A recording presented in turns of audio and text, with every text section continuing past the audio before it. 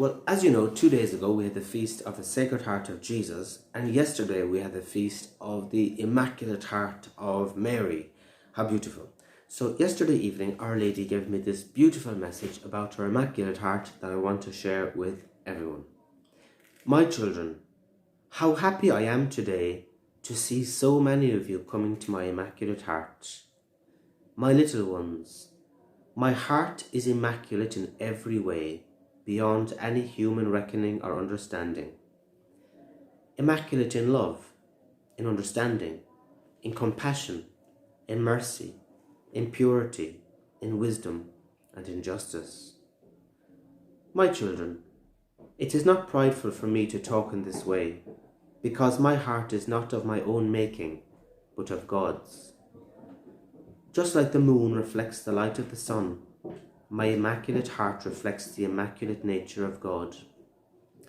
Yet, my children, my Immaculate Heart is something else. It is your home, your refuge, and your sanctuary for those who come to me and honour my heart. How much, my children, would I like all human beings to recognise my Immaculate Heart and to seek shelter in its love and direction in its wisdom. Pray, my little ones, and console me for all those who don't love me, who don't console me, and who don't honour my Immaculate Heart. Pray especially, my children, for those who insult my Immaculate Heart, who blaspheme and dishonour me in every way possible. A mother never stops loving any of her children, and I love and yearn for these ones too. Thank you, my children, for loving me, for helping me, and for listening to me, especially when you face opposition. My Immaculate Heart loves you in a special way and will protect you in this life before leading you to high degrees of holiness in the next. How beautiful. Really, what can you say to improve on that? Nothing. So, what to say? Well, first of all, I feel, if you like, when Our Lady is talking to me, her slight apprehension that people will misunderstand. When Our Lady is talking about herself and her own Immaculate Heart, we all hear, for example, the phrase that self-praise is no praise. And so Our Lady doesn't in any way want us to think that she's been boastful or prideful. At the same time, she wants us to know about her Immaculate Heart, because her Immaculate Heart is there to help us. And so there she is saying that her Immaculate Heart is immaculate in every way beyond any human reckoning or understanding. Immaculate in love, in understanding, in compassion, in mercy, in purity, in wisdom, and in justice. And so imagine she knows all this about herself. And why? Because she says God has made her this way. Just like the moon reflects the light of the sun, her Immaculate Heart reflects the nature of God. And so you see, she's given all the praise to God, all the glory to God, and yet she's not shying away from describing her heart just the way it is. Yet I think this bit is in some ways the most striking and beautiful bit. She says, yet, my children, my Immaculate Heart is something else. It is your home, your refuge, and your sanctuary for those who come to me and honour my heart. So imagine that on one hand, God, in his generosity and his beauty, made Mary, gave her this beautiful, stunning, Immaculate Heart, immaculate in every single way. And yet in that heart, he placed in that heart a burning desire for us, for me, and for you. And so he's drawing us to that heart. It's our home. And I've used the example before of the royal family, for example. Imagine if someone told you tomorrow that Buckingham Palace is your home, that the king is thirsting for you to come home and he wants to give you a room there.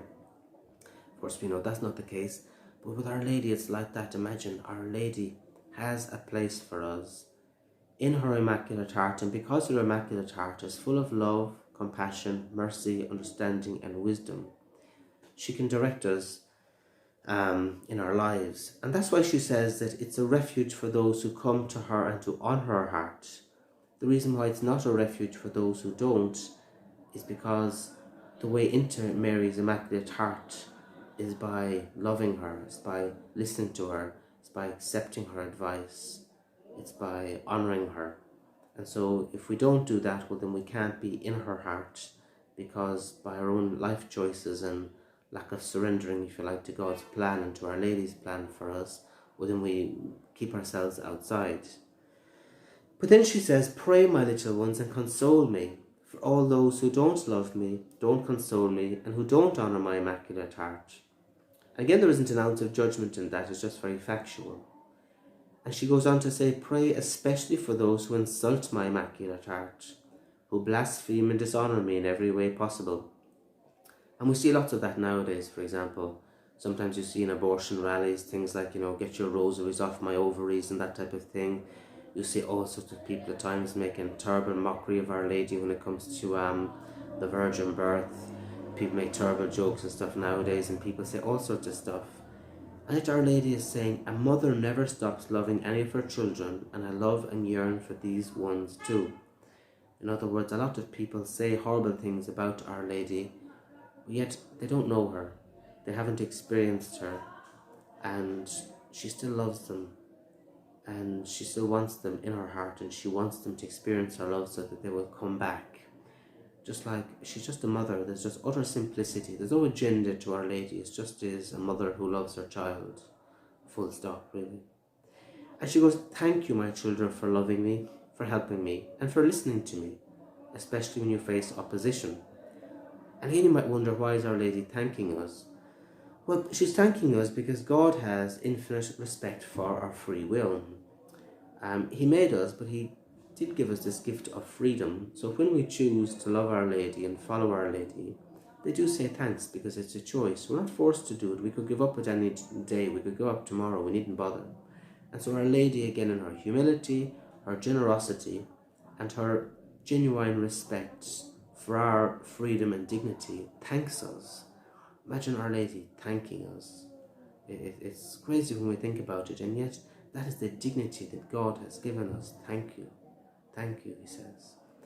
So my Immaculate Heart loves you in a special way and will protect you in this life before leading you to high degrees of glory in the next.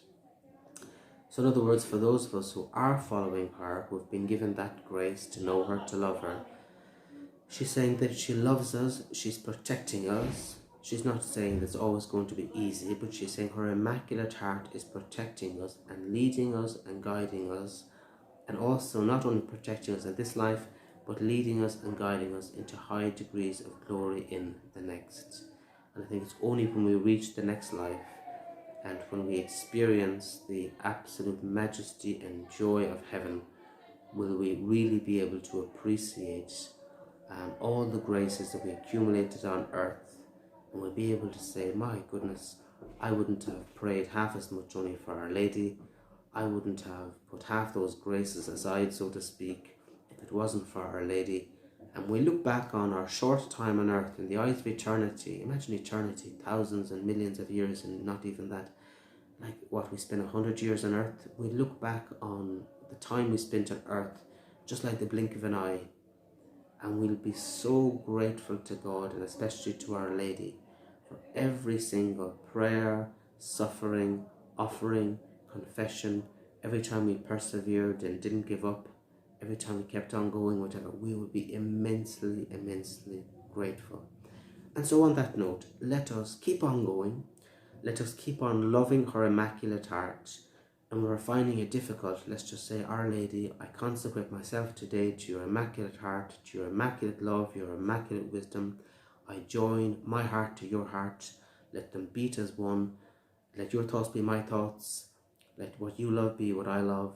Lead me, guide me, protect me, help me, and give me the strength that I need. Be my shield against all snares, so to speak, of the evil one. So on that note, let us bring ourselves to Our Lady, and as well through our example, let us try as best we can to bring other people to Our Lady as well, to pray for them, to intercede for them. And if we get the opportunity to talk to people about Our Lady, well then let's not be afraid to do that either. So have a beautiful day, consecrate to Our Lady. Thank you for watching.